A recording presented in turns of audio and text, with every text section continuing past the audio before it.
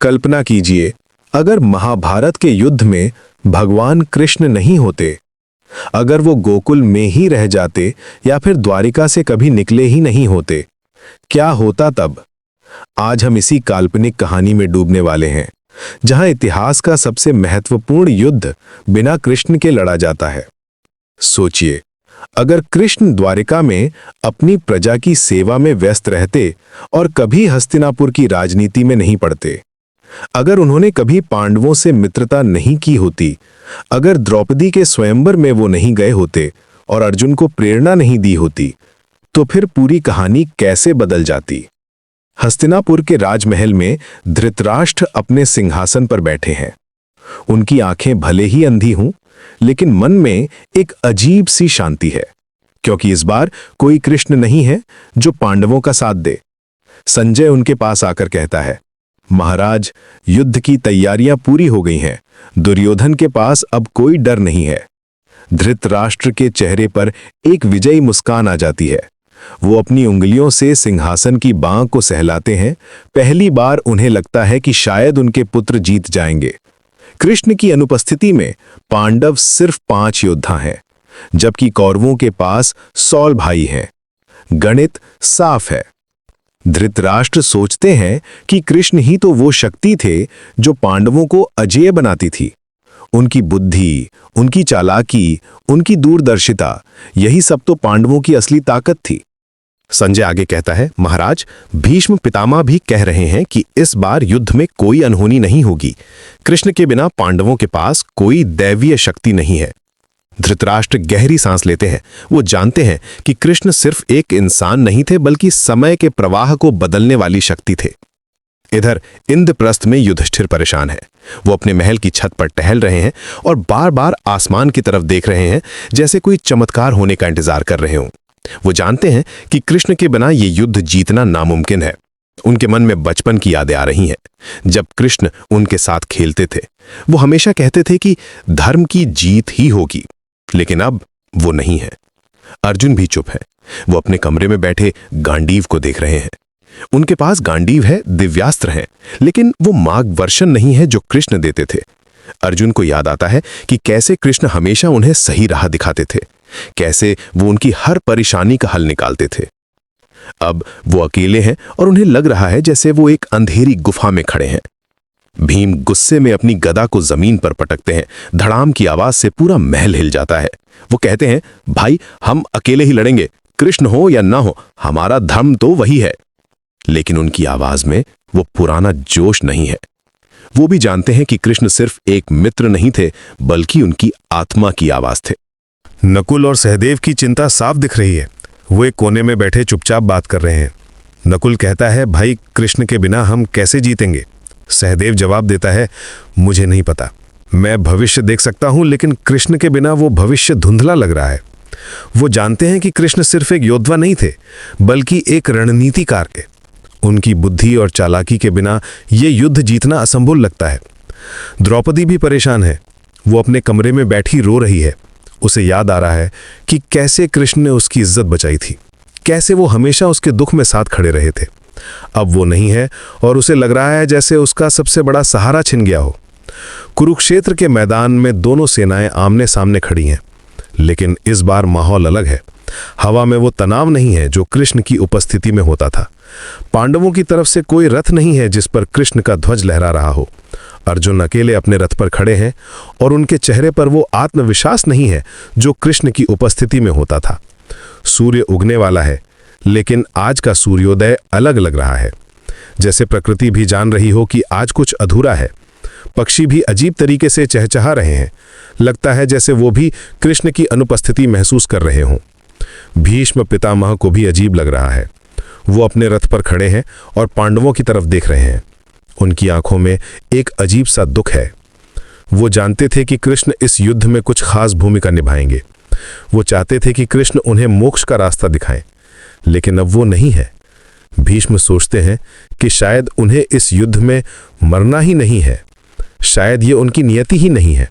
द्रोणाचार्य भी सोच रहे हैं कि शायद ये युद्ध उतना कठिन नहीं होगा जितना वो समझ रहे थे।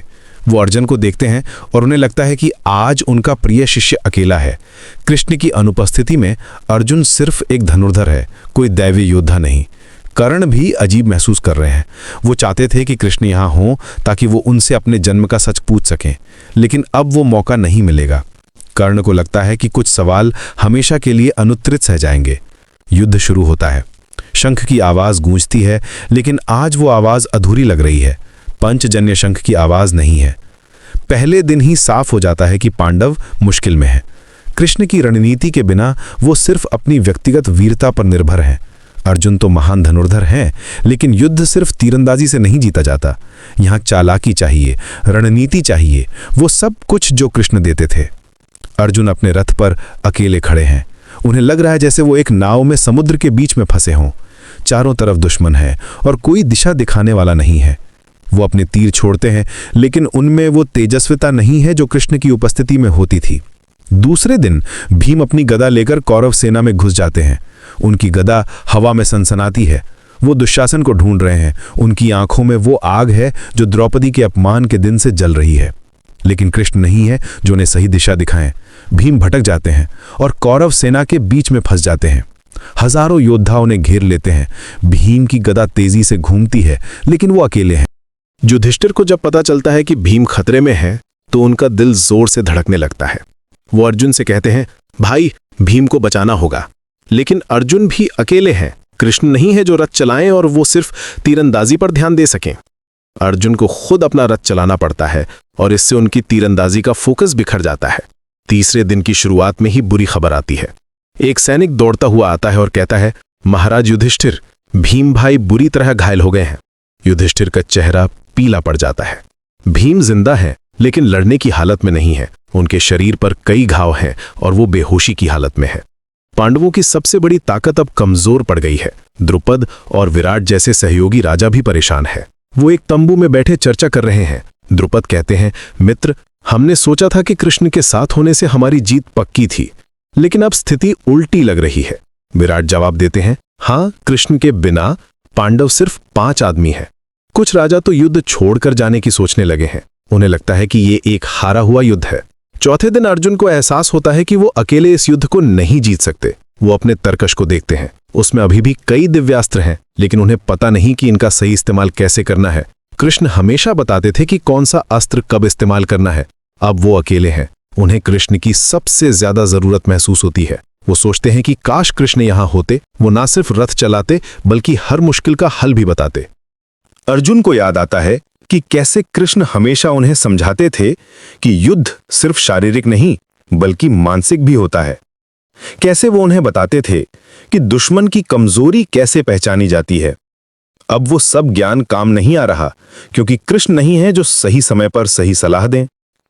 भीष्म पितामह को भी अजीब लग रहा है। वो चाहते थे कि कृष्ण यहां हों ताकि वो उनसे मिल सकें। उन्हें पता था कि कृष्ण ही उन्हें मृत्यु का रास्ता दिखा सकते हैं, लेकिन अब वो नहीं है। भीष्म सोचते हैं कि शायद उन्हें इस युद्ध में मरना ही नहीं है। शायद उनकी प्रतिज्ञा उन्हें हमेशा के लिए इस धरती पर बांधे रखेगी। 5वें दिन युधिष्ठिर एक बड़ा फैसला लेते हैं। वो अपने भाइयों को बुलाकर कहते हैं, हमें अपनी रणनीति बदलनी होगी। कृष्ण नहीं है, लेकिन हमारे पास अभी भी धर्म है। वो तय करते हैं कि वो सिर्फ न्याय के लिए लड़ेंगे, चाहे जीत हो या हार।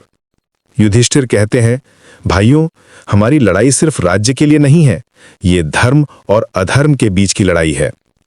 लेकिन धर्म से युद्ध नहीं जीता जाता।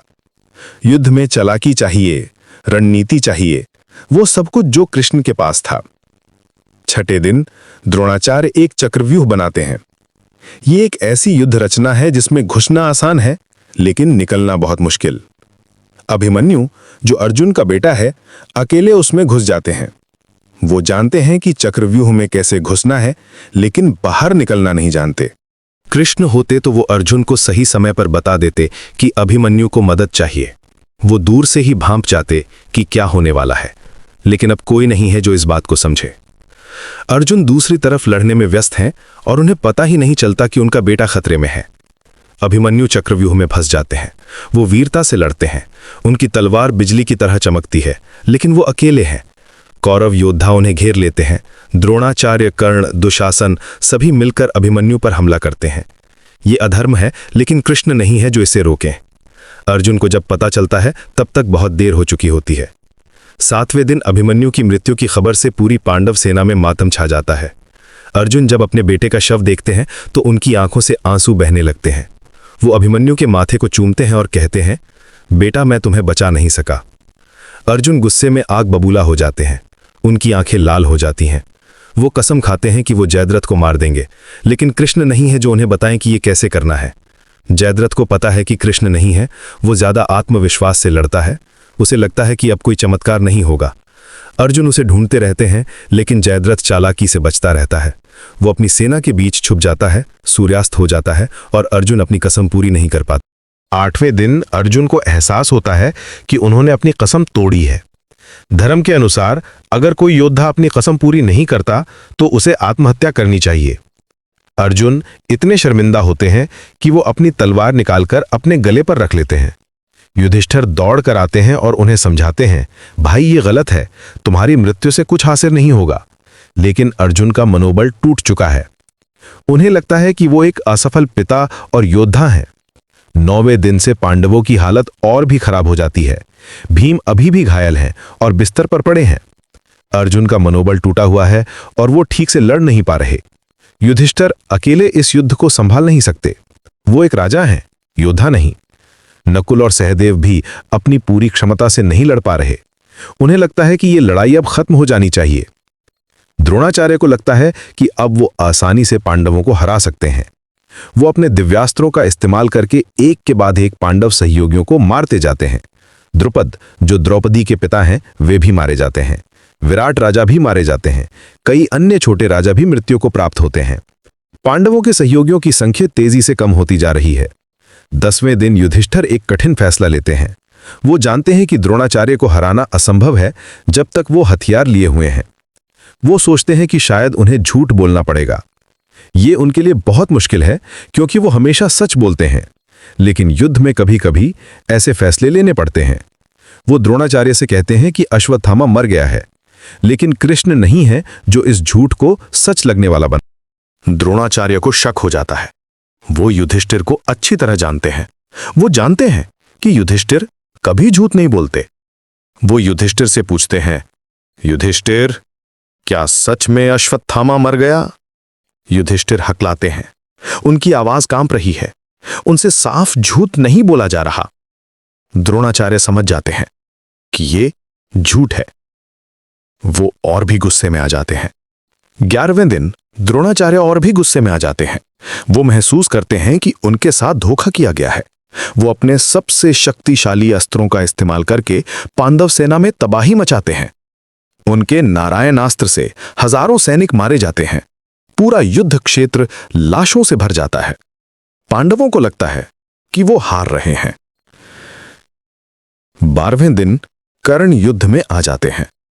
अब तक पांडव इतने कमजोर हो चुके हैं कि कर्ण उन्हें आसानी से हरा सकते हैं। कर्ण के पास भी दिव्यास्त्र हैं और वो भी महान धनुर्धर हैं। अर्जुन और कर्ण के बीच लड़ाई होती है, लेकिन अर्जुन का मनोबल पहले से ही टूटा हुआ है। वो ठीक से लड़ नहीं पा रहे। कर्ण अर्जुन को बुरी तरह हराते हैं। उनके तीर अर्जुन के कवच को भेद देते हैं। अर्जुन घायल हो जाते हैं। अचानक अर्जुन के रथ का पहिया जमीन में धंस जाता है। ये एक दुर्भाग्य है। कर्ण उन्हें मारने के लिए तैयार होते हैं। कृष्ण होते तो वो अर्जुन को याद दिलाते कि कर्ण ने अभिमन्यु को अधर्म से मारा था। वो कहते कि अब बदला लेने का समय है, लेकिन अब कोई नहीं है। अब अर्जुन हार मान लेते हैं। वो अपना धनुष नीचे रख देते हैं। वो कर्ण से कहते हैं, कर्ण, मैं हार गया हूं, तुम मुझे मार सकते हो। कर्ण एक पल के लिए रुकते हैं। वो अर्जुन को देखते हैं। उन्हें लगता है कि यह सही नहीं है, एक योद्धा को निहत्थे पर हमला नहीं करना चाहिए। लेकिन फिर वो सोचते हैं कि ये युद्ध है। 13वें दिन कर्ण अर्जुन को मार देते हैं। पांडवों का सबसे बड़ा योद्धा अब नहीं रहा। जब यह खबर युधिष्ठिर तक पहुंचती है तो वो जमीन पर गिर जाते हैं। उनकी आंखों से आंसू बहने लगते हैं। भीम, जो अभी भी घायल हैं, रोने लगते हैं। नकुल और सहदेव भी रो रहे हैं। उनकी सेना का मनोबल पूरी तरह टूट जाता है। सैनिक भागने लगते हैं। 14वें दिन युधिष्ठिर को एहसास होता है कि वो ये युद्ध हार चुके हैं। वो अपने तंबू में बैठे हैं और सोच रहे हैं। उन्हें लगता है कि कृष्ण के बिना यह युद्ध जीतना नामुमकिन था। वो अपने बचे हुए भाइयों से कहते हैं, शायद हमें आत्मसमर्पण कर देना चाहिए। लेकिन भीम, जो अभी भी घायल हैं, अपने बिस्तर से कहते हैं, नहीं भाई, हम अंत तक लड़ेंगे, चाहे मर जाएं, लेकिन हार नहीं मानेंगे। 15वें दिन दुर्योधन खुशी से पागल हो जाता है। वो अपने महल में नाच रहा है। उसे लगता है कि उसकी जीत पक्की है। वो अपने भाइयों से कहता है, देखा, कृष्ण के बिना पांडव कुछ भी नहीं है। मैंने हमेशा कहा था कि वो सिर्फ कृष्ण की वजह से मजबूत थे। धृतराष्ट्र भी खुश हैं। उन्हें लगता है कि आखिरकार न्याय हुआ है।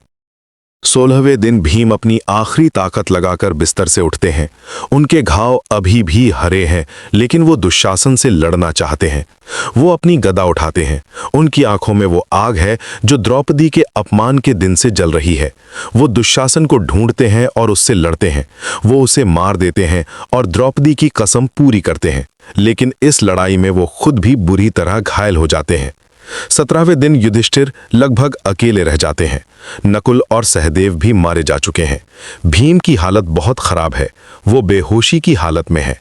युधिष्ठिर को लगता है कि ये उनका अंत है। वो अपने तंबू में बैठे प्रार्थना कर रहे हैं। वो भगवान से पूछ रहे हैं कि क्या यही उनकी नियति थी। 18वें दिन युधिष्ठिर आखिरी बार युद्ध के मैदान में उतरते हैं। वो जानते हैं कि वो हार चुके हैं, लेकिन फिर भी धर्म के लिए लड़ना चाहते हैं। उनके हाथ में तलवार है, लेकिन उनका दिल भारी है।